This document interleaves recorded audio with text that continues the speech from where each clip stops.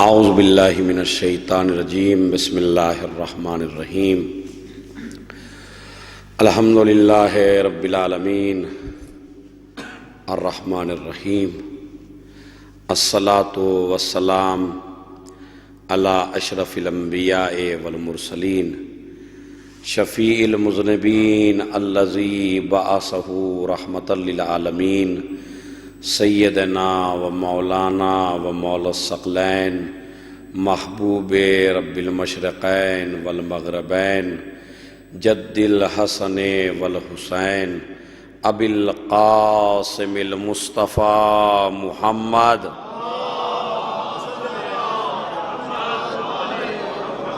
وعلی اہل بیتہ الطیبین الطاہرین المعصومین المظلومین الذین اذھب اللہ عنہم الرجس وطہرہم تطہیرا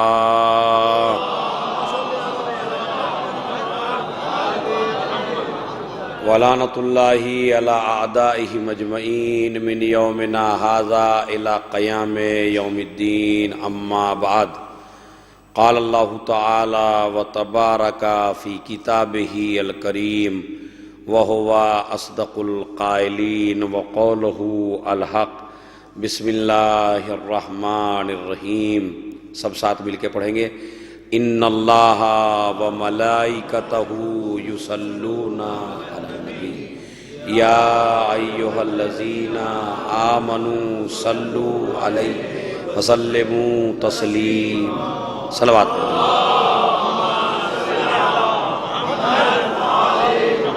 میرے خیال میں تھوڑا مل مل کے بیٹھ جائیے کہ مسجد اتنی بڑی ہے،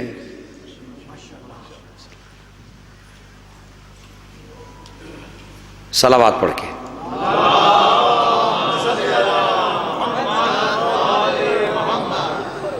آج کی یہ مبارک پرمسرت تاریخ اور یہ شب کہ جو ہمارے لیے خوشیوں کے پیغام لے کے آئی ہے،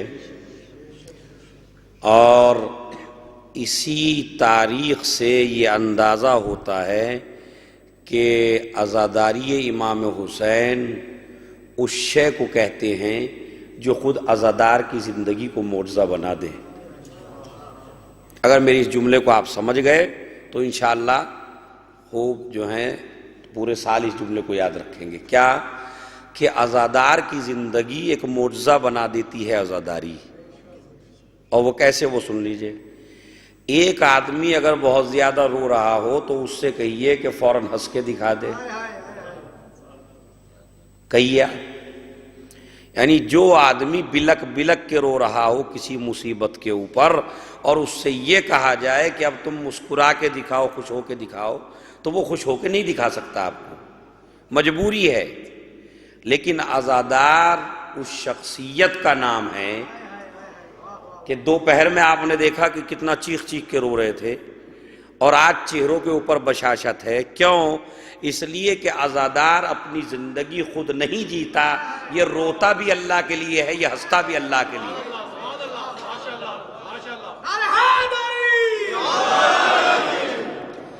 یہ روتا بھی اللہ کے لیے ہے، یہ ہنستا بھی اللہ کے لیے ہے۔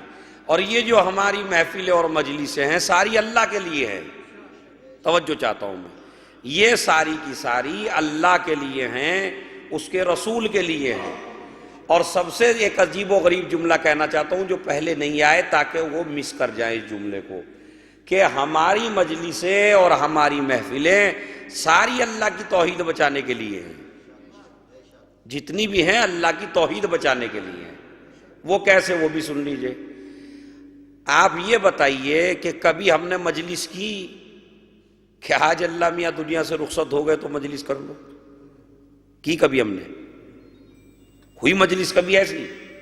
یا ہم نے تابوت اٹھایا ہو اللہ میاں کا، بھئی آج اللہ میاں دنیا سے چلے گئے بیچارے، لہذا تابوت اٹھا لو ان کا، تو تابوت بھی نہیں اٹھایا، مجلس بھی نہیں کی۔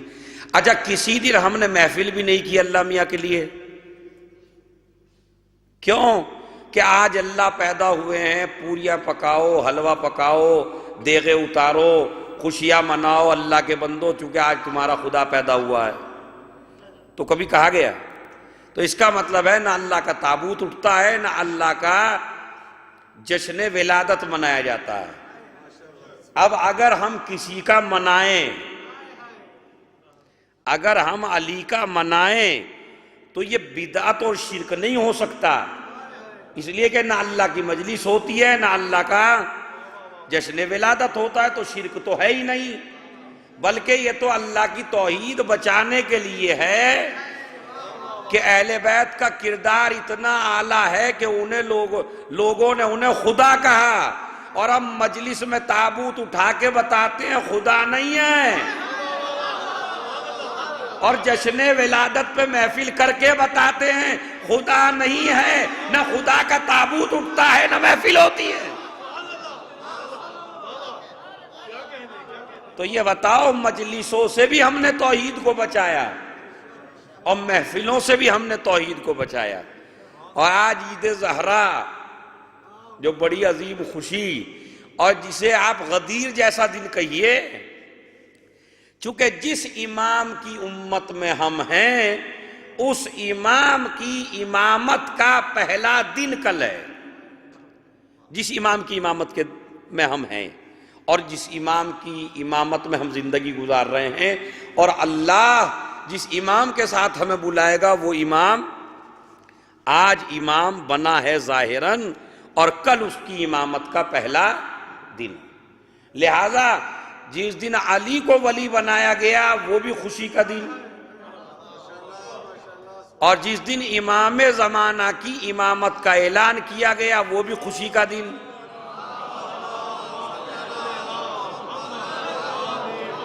یعنی کتنی عظیم تاریخ ہے کہ آج امام کی امامت کا اعلان ہو رہا ہے۔ مگر آپ دیکھیے، توجہ چاہتا ہوں میں، آپ اس بات پہ غور فرمائیں اور غور کیجئے، پہلے علی کی امامت کا اعلان جب ہوا تھا تو ان کی عمر کافی تھی،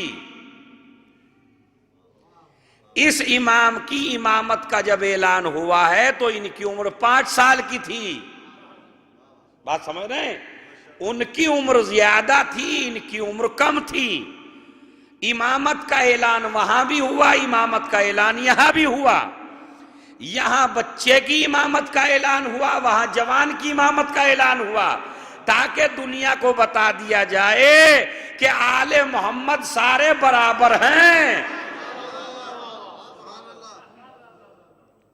جو بچپنے میں ان کا علم ہے وہی جوانی میں ہے، وہی بڑھاپے میں ہے، تو لہذا یہ بڑی خوشی کی تاریخ، بڑی عظیم شب، اور واقعاً وہ بڑا خوش نصیب ہے جو ان سعادتوں کو منائے اور ان سعادتوں کو محسوس کرے اور ان خوشیوں میں خوشیاں منائے، چونکہ معصوم کی حدیث بھی ہے، ہمارا شیعہ وہ ہے جو ہماری خوشی میں خوشی منائے، ہمارے غم میں غم منائے۔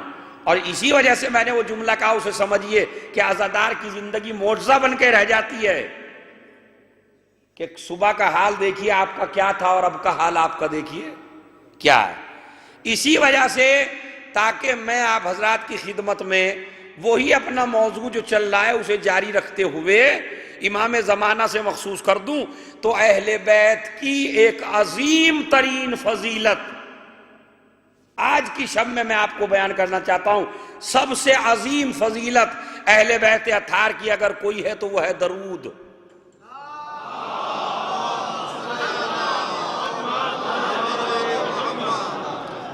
سب سے عظیم فضیلت کون سی ہے اہل بیت اطہار کی؟ درود شریف۔ سب سے بڑی بات تو یہ ہے کہ یہ اس وجہ سے بھی بہت بڑی فضیلت ہے کہ لوگوں کے نفاق کو دور کرتی ہے۔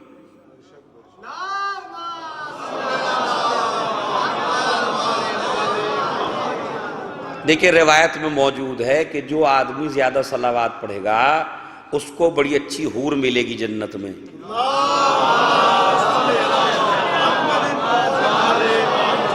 اور مجھے ایسا نہیں لگتا جیسے اس صلوات پہ تمہیں کچھ دیا جائے گا،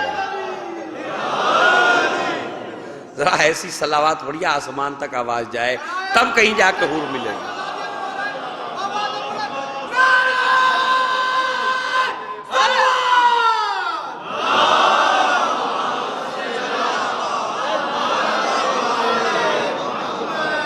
بعض لوگ ہیں بیچارے جنہیں اپنی بیویوں سے بڑی محبت ہے، تو وہ کہتے ہیں کہ ہم تو با وفا ہیں، ہم یہ چاہتے ہیں کہ یہاں بھی ان کے ساتھ رہیں اور وہاں بھی ان کے ساتھ رہیں، تو لہٰذا ہم صلوات کیوں بھیجیں، ہمیں حور کی ضرورت ہی نہیں ہے۔ تو روایت میں موجود ہے، سنیے پہلے پھر بھیجیے، روایت میں موجود ہے کہ جس کی بیوی نیک ہوگی اسی کو حور بنا کے شوہر کے سامنے پیش کر دیا جائے گا۔ صلوات پڑھے محمد علیہ محمد پر۔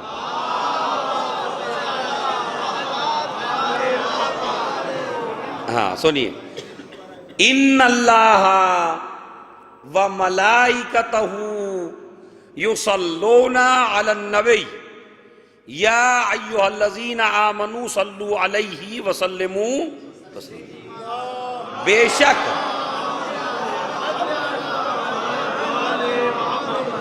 بے شک اللہ صلوات پڑھتا ہے، ان اللہ بے شک اللہ، و ملائکتہ اور اس کے ملائکہ کیا کرتے ہیں، صلوات پڑھتے ہیں، کس کے اوپر، علی النبی، نبی کے اوپر، اسی میں موجود ہے آل نبی، نبی اور آل نبی کے اوپر۔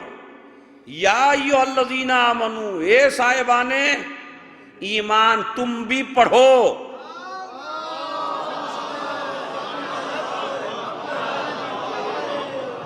اب جو اپنے کو مومن سمجھتا ہے وہ پڑھے۔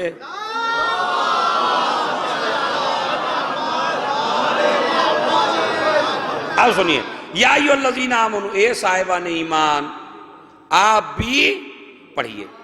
میں آپ کو تھوڑا سا اسی آیت کے ذیل میں ایک دو باتیں بتانا چاہتا ہوں، اور وہ یہ کہ پوری دنیا میں جتنی بھی عبادتیں ہیں ان سب عبادتوں میں سب سے بڑی عبادت یہی ہے، سب سے بڑی عبادت ہے۔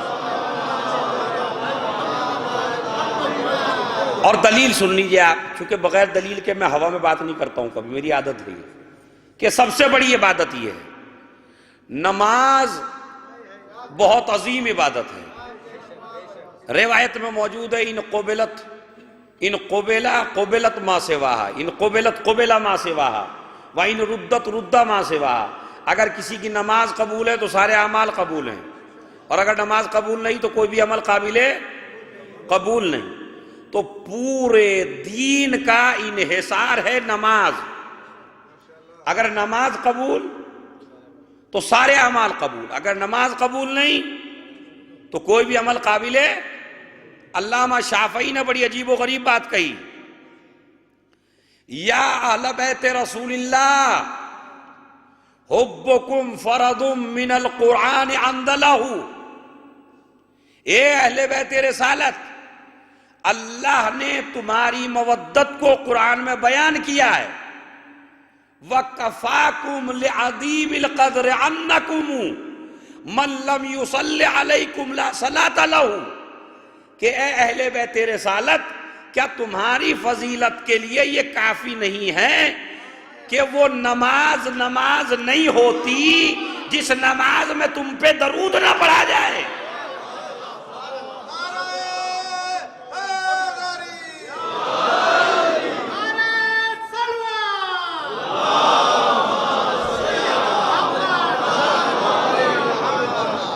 وہ نماز نہیں۔ اب سنیے، پورے دین کا انحصار نماز پر، نماز کا انحصار درود پر، ایک وجہ۔ دوسری وجہ سنیے، نماز چاہے جتنی بڑی عبادت ہو سب پڑھتے ہیں، انبیاء نے پڑھی، اوصیاء نے پڑھی، اولیاء نے پڑھی، رسولوں نے پڑھی، اماموں نے پڑھی، قدسیوں نے پڑھی، ملائکہ نے پڑھی، سب نے نماز پڑھی، روزہ بھی سب نے رکھا، حج بھی سب نے کیا، لیکن کسی روایت میں مجھے بتا دیجئے اللہ نے نماز پڑھی ہو؟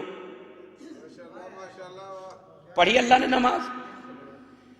انبیاء نے پڑھی، اولو العزم پیغمبروں نے پڑھی، رسولوں نے پڑھی، اماموں نے پڑھی، اولیاء نے پڑھی، انسانوں نے پڑھی، فقیروں نے پڑھی، امیروں نے پڑھی، جنات نے پڑھی، انسانات نے پڑھی، لیکن کہیں آپ کو یہ نہیں ملے گا اللہ نے، لیکن وہ کس کی نماز پڑھے؟ تو نماز چاہے جتنی بڑی عبادت ہو لیکن اللہ نہیں پڑھتا، روزہ چاہے جتنی بڑی عبادت ہو اللہ نہیں رکھتا، حج چاہے جتنی بڑی عبادت ہو اللہ نہیں رکھتا، لیکن صلوات وہ عبادت ہے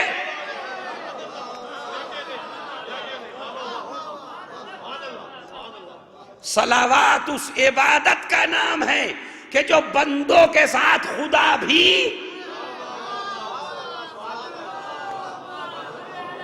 پھر آیت کو پڑھیے، تمام مل کے پڑھیے، بسم اللہ الرحمن، خود ترجمہ ہے، ان اللہ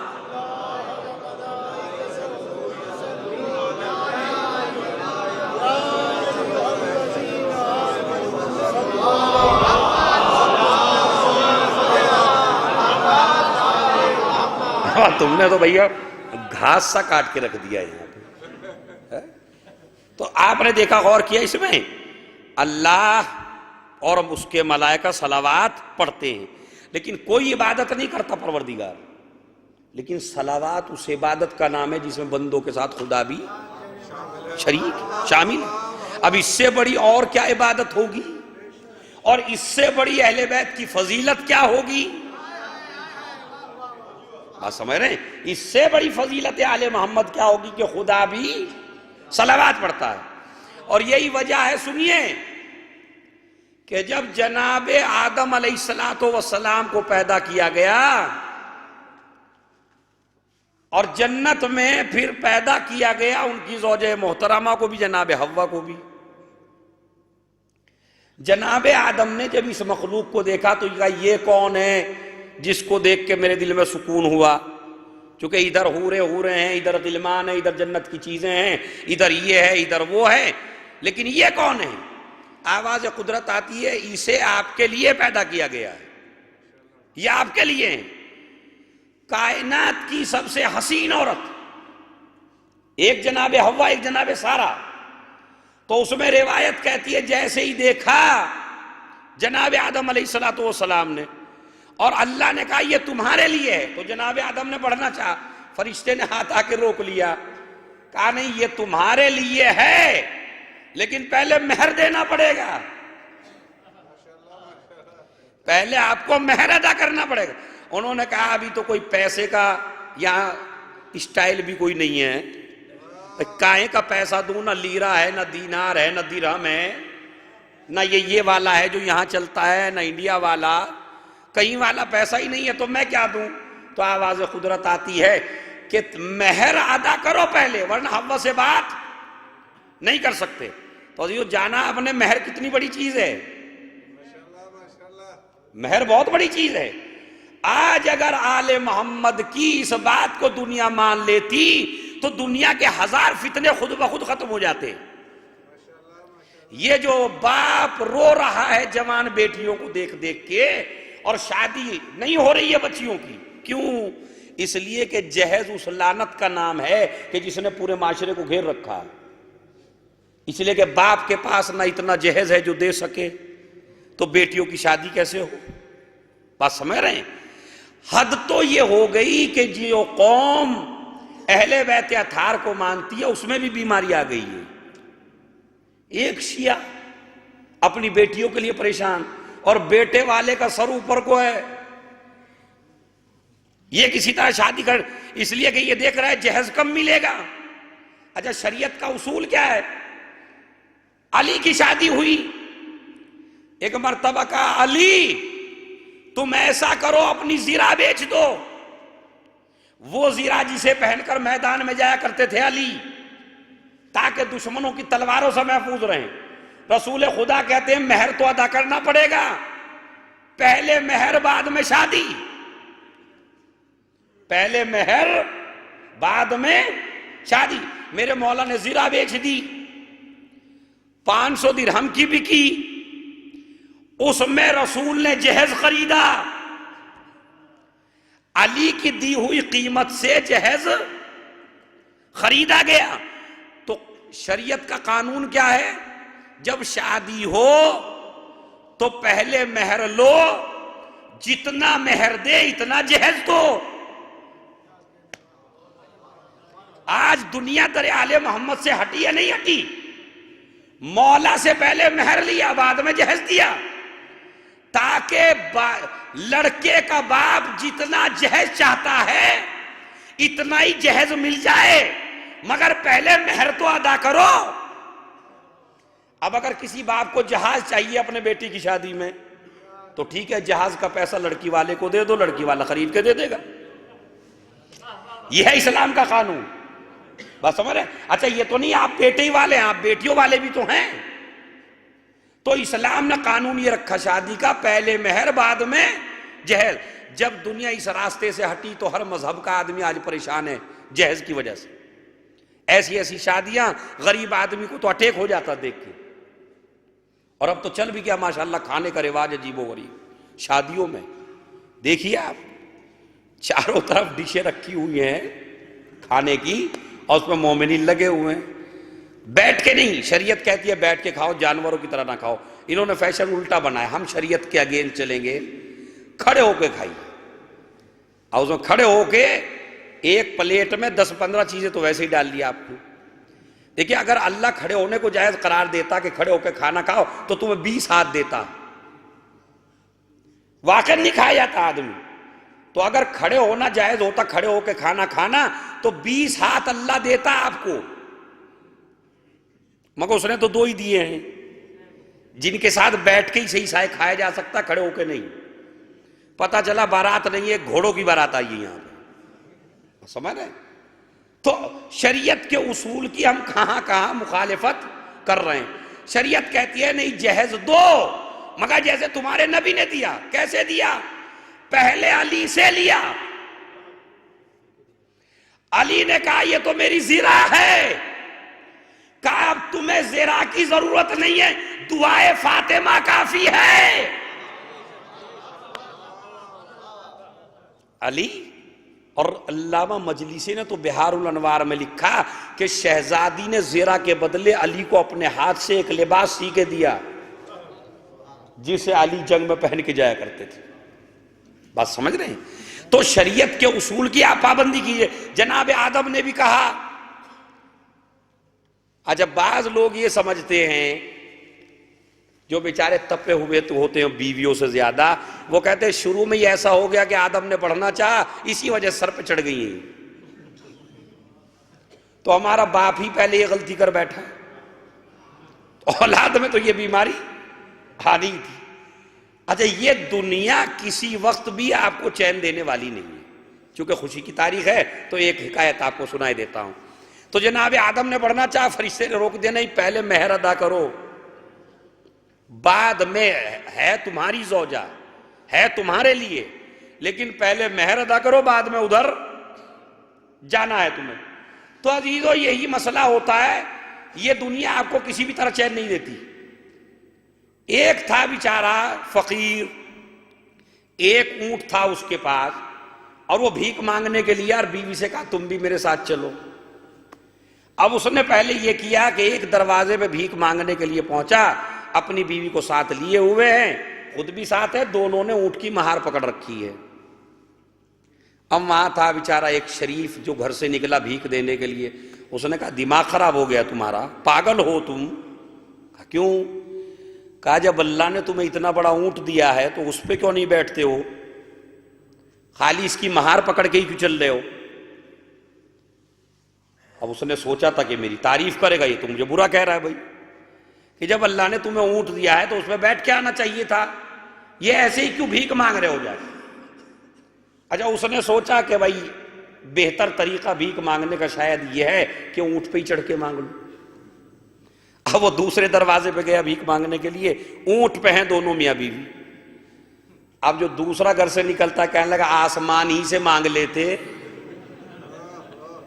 اتنی بھی زحمت نہیں فرما رہے ہیں حضور، ہم پہ ہی احسان کر رہے ہیں مانگ کے۔ اب دیکھا آپ نے بیچارہ جب دونوں میاں بیوی پیدل تھے تو دنیا نے رہنے نہ دیا، بے وقوف کہا۔ اب جو یہ دونوں چڑھ گئے، کہتا تم بھیک مانگنے آئے ہو، ہم پہ احسان کرنے آئے ہو، اونٹ پہ کیا آسمان سے مانگ لیتے؟ اور اس نے سوچا یہ تو بھائی ٹھیک نہیں ہے، اب طریقہ یہ ہونا چاہیے ایک بیٹھ جائے ایک اتر جائے۔ اس نے یہ کیا، بیوی کو اونٹ پہ بٹھا دیا، خود مہار پکڑ لی۔ اتفاق سے تیسرا گھر وہ تھا کہ جو میاں بیوی کی لڑائی ہو رہی تھی، اور شوہر بیچارہ تپا ہوا تھا بیوی سے بہت زیادہ۔ اب جو یہ بھیک مانگنے کے لیے پہنچا، اس نے کہا بدبخت تجھ ہی جیسوں نے تو انہیں چڑھا کے رکھا ہے، خود اونٹ کی مہار پکڑ لی، بیوی کو اس پہ سوار کر دیا۔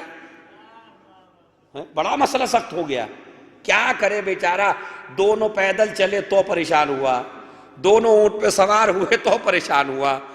اب اگر بیوی کو سوار کر دیا، خود مہار پکڑ لی، تو یہ کہتے ہیں کہ ایسے ایسوئی نے تو عورت کا دماغ چڑھا دیا، اونٹ پہ بٹھایا ہے اسے لے جا کے۔ اب انہوں نے کہا بھئی ایسا کرو، اب الٹا کر کے دیکھ لو۔ اب اس نے عورت کو مہار پکڑا دی، خود بیٹھ گئے، اب بھیک مانگ رہا۔ اب ماں بالکل پھر صحیح سا آدمی تھا، اس نے کہا کمبخت بھیک تو میں دے دوں گا، تجھے یہ بھی شعور نہیں ہے تو مرد ہو کے اوپر بیٹھا ہے، اسے عورت ہو کے نیچے چلا رہا ہے۔ تو بعد میں اس نے کہا بھیک تو مجھے ملے نہ ملے، مگر مجھے یہ پتہ چل گیا یہ دنیا کسی طرح جینے دینے والی نہیں ہے، سمجھ رہے؟ تو اسی طرح لوگوں کے ذہن میں یہ آتا ہے، جب جناب آدم نے بڑھنا چاہا ادھر، تو بعض لوگ سوچے جناب آدم نے چڑھا دیا جناب حوا کو پہلی، تو یہ کیسے ہمارے سر پہ نہیں چڑھیں گی، مگر ادھر سے آیا کہ پہلے مہر دو۔ انہوں نے کہا پیسہ تو میرے پاس ہے نہیں، میں مہر کہاں سے دوں؟ کہا ایسا کرو 3 دفعہ محمد اور آل محمد پہ صلوات پڑھو۔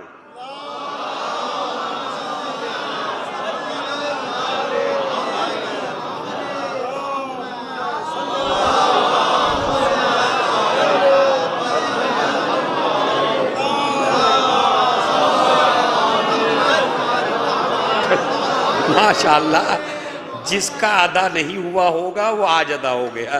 ایک صلوات پڑھے محمد علیہ وسلم۔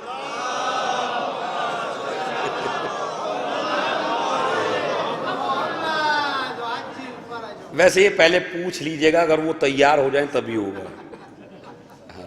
ماں تو وہ تیار تھی اس وجہ سے ہو گیا تھا، یہاں ورنہ جو آپ نے مہر رکھا ہے وہ دینا پڑے گا، وہ حق ہے عورت کا، ضروری ہے، واجب ہے اس کا، ورنہ یعنی صحیح اسلام کا حکم ہے پہلے آپ دیجئے اسے۔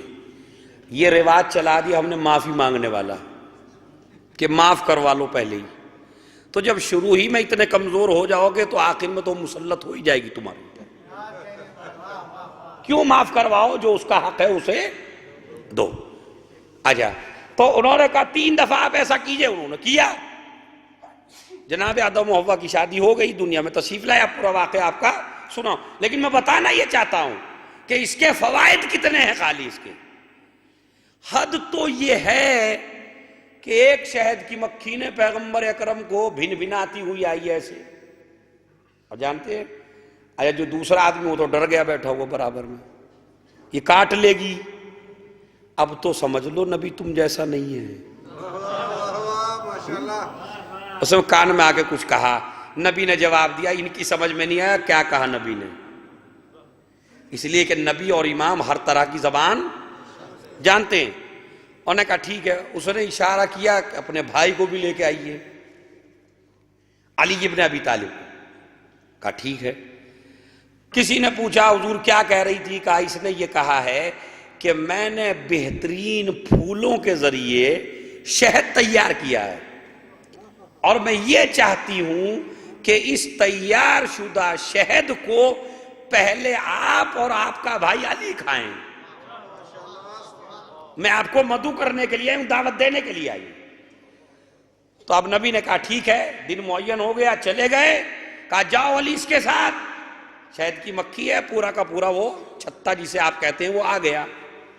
اب بہترین شہد نبی اور علی نے تناول فرمایا، بس ایک جملہ کہا پیغمبر اکرم نے کہ اے شہد کی مکھی اتنا بتا دے کہ پھولوں کا عرق کڑوا ہوتا ہے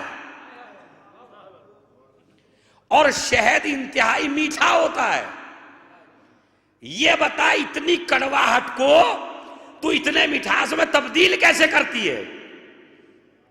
تو اس نے یہ کہا یا رسول اللہ، پہلی تو بات یہ ہے کہ ہم نجس پھول پہ نہیں بیٹھتے، ہم نجس جگہوں پہ نہیں بیٹھتے، پاک جگہ پہ بیٹھتے ہیں. اور وہ جو کڑوا ہوتا ہے رس، جب بیٹھتے ہیں اور رس چوستے ہیں تو آپ پر اور آپ کی آل پہ صلوات پڑھتے ہیں، اور اس کی برکت یہ ہے کہ وہ کڑواہٹ شیریں میں تبدیل ہوتی ہے. صلوات بھیجے محمد علیہ محمد.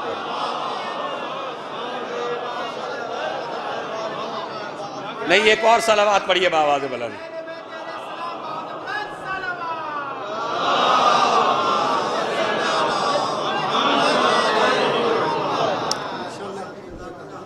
تھکیے نہیں بالکل بھی، میں نہیں تھک رہا ہوں تو آپ کو کیا پریشانی ہو رہی بیٹھے بیٹھے. صلوات پڑھے محمد علیہ محمد پر.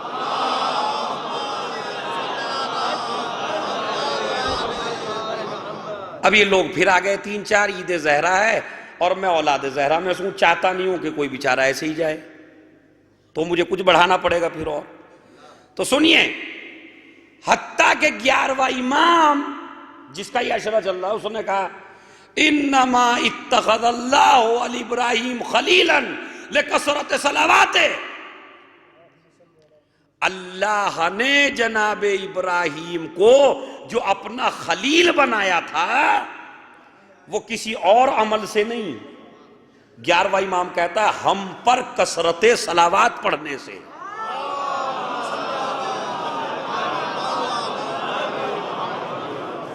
دیکھیں کتنے بڑے بڑے درجے حاصل ہو جاتے ہیں.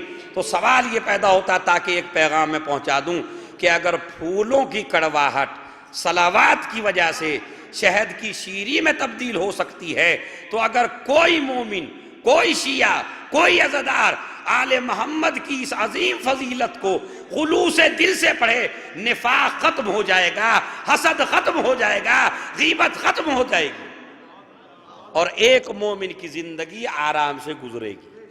لہذا آپ اس فضیلت کو، خالی بس ایک فضیلت کو آل محمد کی اپنا کے دیکھیں. اسی لیے روایت میں موجود ہے کہ ایک فقیر آیا نبی کی خدمت میں یا چھٹے امام کی خدمت میں، دونوں کی طرف واقعہ منسوب ہے، اور آ کے اس نے کہا کہ یا رسول اللہ میں بڑا تنگ دست ہوں، بڑا پریشان ہوں، میرے پاس کچھ بھی نہیں ہے، یہ ہے. اچھا، نبی نے فرمایا زیادہ صلوات پڑھا کرو تو انشاءاللہ خزانہ تمہارے لیے آسمان سے آئے گا، تمہارے اوپر خزانے کی بارش آسمان سے ہوگی، تم ہم پر اور ہماری آل پر صلوات پڑھا کرو. کہا ٹھیک ہے، بالکل، یہ تو بڑا آسان سا نسخہ ہے، پڑھا کروں گا. اب وہ پڑھنے لگا. ایک دن اس کے راستے میں جاتے ہوئے ٹھوکر لگی. آج جو ٹھوکر لگی اس نے دیکھا کہ کچھ نکل رہا ہے وہاں سے. اب جو کھود کے دیکھا زمین تو کیا دیکھا کہ چاندی کا ایک بہت بڑا برتن ہے جو زر و جواہرات سے بھرا ہوا. اس نے اس کو وہیں دفن کر دیا اور یہ کہا کہ میرے نبی نے، میرے امام نے یہ کہا تھا آسمان سے ملے گا. ہو سکتا ہے اس کا پتہ نبی نے کسی دوسرے کو بتایا ہو. دیکھیں میں یہ کہتا ہوں کہ خالی قصیدے پڑھنے سے، شعر و شاعری کرنے سے، مجلسیں پڑھنے سے، مجلسوں میں آنے سے مومن نہیں بنتا آدمی. پکا اعتقاد ہونا چاہیے امام کے ایک ایک کلمے کے اوپر. اب ہم چاہے جتنے بڑے مولوی ہوں، آپ چاہے جتنے بڑے ماشاءاللہ عزادار ہوں، لیکن ملتا تو اٹھا ضرور لیتے. یار آگے کی کس نے جانی، ملے نہ ملے، پہلے یہ ملا ملایا ہے، اسے ہی لے لو. اس نے کہا کہ نہیں. اچھا پہنچا گھر، اور بیوی تو ماشاءاللہ اللہ زندہ رکھے سب کی بیویوں کو. اس نے کہا کیا لے کے آئے؟ نخرے ہی بڑے عجیب ہوتے بعض دفعہ. کیا لے کے آئے؟ نے کہا لینے تو نبی سے گیا تھا اور نبی نے یہ کہا تھا کہ آسمان سے خزانہ نکلے گا، اور میں دعا پڑھتا آ بھی رہا تھا، میں نے دیکھا مجھے سونے اور چاندی کے زر و جواہرات بھی ملے، لیکن میں چھوڑ کے آ گیا. کہا کیوں چھوڑ کے آ گئے آپ؟ ان بچوں کے نہیں سوچا یہ مریں گے یا جیئیں گے؟ میرا ایک دفعہ بھی خیال نہیں آیا؟ تم اتنا بڑا خزانہ چھوڑ کے آ گئے. کہا میرے نبی نے، میرے امام نے کہا تھا کہ خزانہ آسمان سے ملے گا. اب انہوں نے بڑی عقل کی بات بتائی نے. کہا یہ تھوڑا ہی کہا تھا نبی نے اگر زمین سے ملے تو چھوڑ کے آ جانا. اب وہ کہتا ہے تم کچھ بھی کہو، جو میرے نبی نے کہا ہے وہی ہوگا. جو میرے چھٹے امام نے کہا ہے میں نہیں لوں گا. اچھا ادھر ایک یہودی اور عیسائی کا گھر تھا برابر میں، ان کے کان لگے ہوئے تھے یہ کیا کر رہے ہیں باتیں. تو یہودی کی زوجہ نے بتایا کچھ خزانے کی باتیں اور انہوں اور کان لگا دیے اس طرح کہ بھئی کیا باتیں ہو رہی ہیں ادھر. کہا کچھ ایسی باتیں ہو رہی ہیں کہ اپنے امام کے پاس گیا تھا، وہاں سے خزانہ لینے گیا تھا اور آخر میں زمین سے خزانہ ملا تو یہ چھوڑ کے آ گیا. یہودی بیوی سے کہتے ہیں غور سے سنو ذرا اور کیا ہے، کہاں چھوڑ کے آیا. اب مسلمان کی بیوی مسلمان کو پریشان کر رہی ہے، یہ تو بتا دو کہاں ہے. یہ تو پتا ہے کہ لاؤ گے نہیں، کسی اور سے ہی منگوا لیں گے، مگر بتاؤ تو صحیح. انہوں نے کہا فلاں جگہ ہے فلاں جگہ ہے فلاں جگہ ہے، بتا رہا ہے پورا پتا. یہودی اور یہودی کی زوجہ چل دیے رات کے سناٹے میں. نے کہا جلدی سے جاؤ، یہ مسلمان تو ہوتا ہی پاگل ہے، آپ جائیے اور وہ خزانہ لے کے آئیے. اب یہودی چلا، اس نے جس جگہ دیکھا تھا وہاں پہ خزانہ تھا، واقعاً تھا. اس خزانے کو اس نے نکالا، گھر لے کے آیا. اب ہوتا ہے نا جب آدمی زیادہ محتاط ہوتا ہے چاہے گھر میں کوئی نہ ہو دروازہ اور بند کر لو. زوجہ نے کہا دروازہ بند کر لو کوئی پڑوسی نہ آ جائے کچھ مانگنے کے لیے، اور دروازہ بھی بند کر لیا. کہا کھولو. اب جو اس میں سے کھول کے دیکھا کوئی سانپ نکل رہا ہے، کوئی بچھو نکل رہا ہے، کوئی کیڑا نکل رہا ہے، کوئی مکوڑا نکل رہا ہے. سانپ بچھو سے پوری کی پوری بھری ہوئی. اب ان کی بیوی نے انہیں ڈانٹ لگائی، کہیں اور تو نہیں چلے گئے تھے، جہاں پتہ بتایا تھا وہیں گئے تھے. کہا نہیں گیا تو وہیں تھا. کہا تو یہ سانپ بچھو کی تھوڑی لانے کو کہا تھا، یہ آپ کہاں سے اٹھا لائے، ہو سکتا ہے تو اسی جگہ. کہا نہیں جب میں نے نکالا تھا تو ضرور جواہرات تھے، اور اب دیکھ رہا ہوں. تو اب بیوی کو یقین نہیں آ رہا ہے، وہ کہتی ہے برابر والی لوٹ اٹھا لائے آپ. وہ کہتا ہے نہیں کیسے یقین دلاؤں، میں نے ضرور جواہرات ہی اٹھائے تھے، یہاں تک ضرور جواہرات تھے، لیکن اب جو کھول کے دیکھتا ہوں تو سانپ اور بچھو ہیں. اچھا. اس نے کہا ٹھیک ہے، یہ لگتا ہے یہ مسلمان نے ہمیں بنانے کے لیے قصہ سنایا تھا اپنی بیوی کو، تو چلو ایسا چلتے ہیں کہ دونوں چھت پہ جا کے اسی کے گھر پھینکتے ہیں. یہ سنیے، یہ ہم اسی کے گھر پھینکتے ہیں. وہ میاں بیوی ادھر چلے، یہ میاں بیوی نیچے بیٹھے ہیں. اب انہوں نے جو اسے پھینکنا چاہا تو یہ تو دیکھ رہے ہیں سانپ بچھو، ادھر کہیں سونا گر رہا ہے کہیں چاندی گر رہا ہے، اور مومن پکار کے کہتا ہے دیکھ میرے ایمان کی زبان کتنی سچی ہے.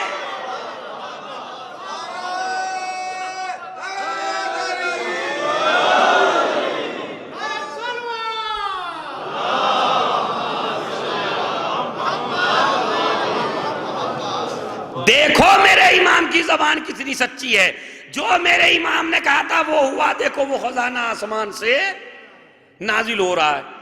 اب یہاں پہ میں آپ کو روکنا چاہتا ہوں اور ایک پیغام دے کے آپ کی زحمت تمام. پیغام سنیے کیا ہے. اتنی دیر ماشاءاللہ میں نے آپ کو پورا محفل آپ کی پڑھی اس پیغام کو دینے کے لیے. پیغام سنیے. جب اس نے نکالا تو ضرور جواہرات تھا، گھر جا کے دیکھا تو سانپ بچھو تھا، جب چھت سے ڈالا تو سانپ بچھو تھا، جب اس کے گھر گرا تو ضرور جواہرات تھا. تو یہ مال بدلا یا نہیں بدلا؟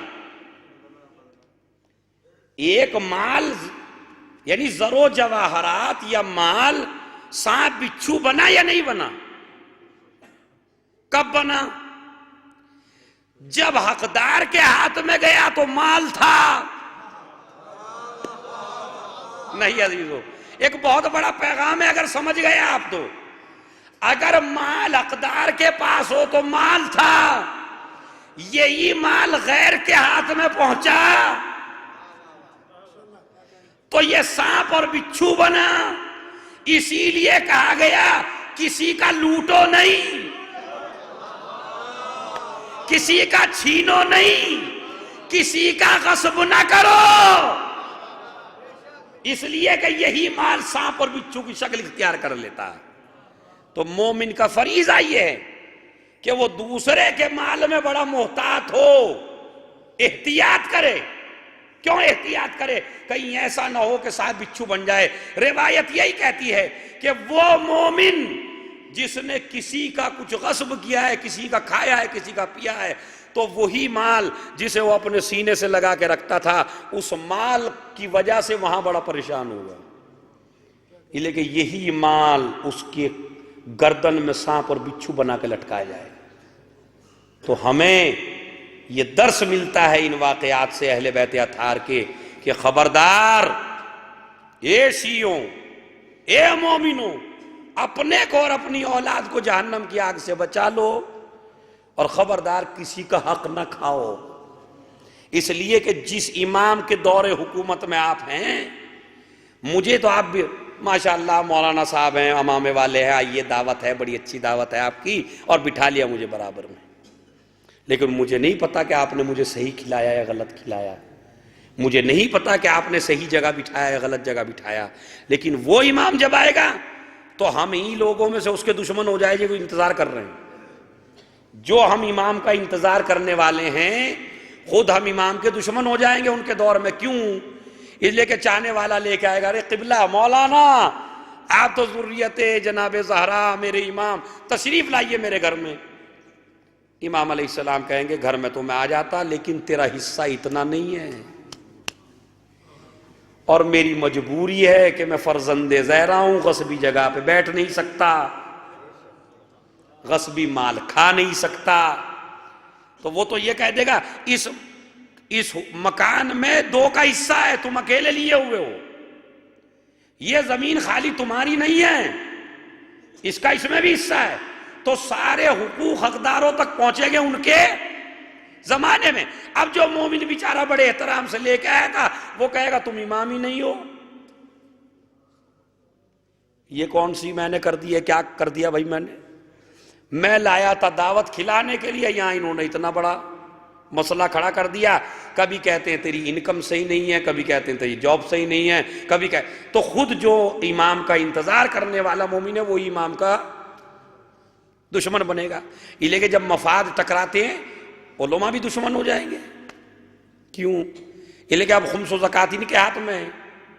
امام علیہ السلام کہیں گے لاؤ یہ خمس و زکوٰۃ ہمیں دو، یہ ہمارا حق ہے، ہم آ گئے ہمیں دو۔ ہم کیا کہیں گے؟ آپ امام ہی نہیں ہیں۔ لیکن جب کسی کے ہاتھ سے چھینتا ہے تو وہی دشمن بھی بن جاتا ہے۔ تو فرزندے سے اسی وجہ سے اے آزادارو، بس آخری جملہ، اے شیعو، اے مومنو، اے امام کا انتظار کرنے والوں، اپنی غذا بھی پاک رکھو، اپنی ہوا بھی پاک رکھو، اپنی فضا بھی پاک رکھو، اپنی گفتگو بھی پاک رکھو، اپنا رہن سہن بھی پاک رکھو، اپنا گھر بھی پاک رکھو، تاکہ جب وہ آئے تو خلوص دل کے ساتھ تمہارے گھر میں آرام سے بیٹھ جائے۔ جب وہ بلائے تو تمہیں اسے بلانے میں شرم محسوس نہ ہو۔ ضروری ہے الہی بحق زہرا و ابیہا و بالہا و بنیہا و سر المستودع فیہا، پالنے والے اس عید مبارک کا واسطہ، ان مبارک لمحوں کا واسطہ، اس مبارک رات کا واسطہ، اسی امام زمان کا واسطہ، ان کے پورے اہل و عیال کا واسطہ، ان کے اہل بیت کا واسطہ، اور ہمارے جو 14 معصومین ہیں ان کا واسطہ۔ معبود الہی بحق زہرا و ابیہا و بالہا و بنیہا، سب سے بڑی دعا یہ ہے کہ ہمیں اس امام کے انصار میں شمار فرما۔ اے میرے معبود، اے میرے پروردگار، یہ خوشی کے لمحات ہیں، تیرا ولی ولی بنا ہے، غدیر جیسا دن ہے، امام زمانہ کی امامت کا پہلا دن ہے، اور ہم اس کی رعایا ہیں، ہم اس کی فوج ہیں، ہم اس کے ماننے والے ہیں، ہم اس کے چاہنے والے ہیں۔ یہی وہ امام ہے جس کے ساتھ ہمیں بلایا جائے گا، معبود ہمارے کردار کو اس لائق بنا دے تاکہ ہمارا امام اپنی آغوش پھیلا کے ہمارے گلے مل جائے۔ معبود ہماری پریشانیوں کو دور فرما، جو پریشان حال ہیں ان کی پریشانیوں کو دور فرما۔ معبود جو بے اولاد ہیں انہیں اولاد نرینہ عنایت فرما۔ معبود جو بے روزگار ہیں انہیں برسر روزگار عنایت فرما۔ معبود پرچم اسلام کو سربلندی عنایت فرما۔ اے میرے معبود، اے میرے پروردگار، کیونکہ آج تو جناب زہرا بھی بڑی خوش ہیں کہ ان کا لاڈلا امام بن رہا، اسی شہزادی سے ہم دعا کرتے ہیں، شہزادی ہمارے جو یہ گریہ ہے 2 مہینے کا اس کو قبول فرما، ہماری عزاداری کو قبول فرما، ہماری اس محفل کو قبول فرما۔ معبود اب زیادہ امتحان نہ لے، یہی سال اسی سال امام کے ظہور میں تاجیل فرما، تاجیل فرما، تاجیل فرما۔ بسم اللہ الرحمن، بآواز بلند، اللہ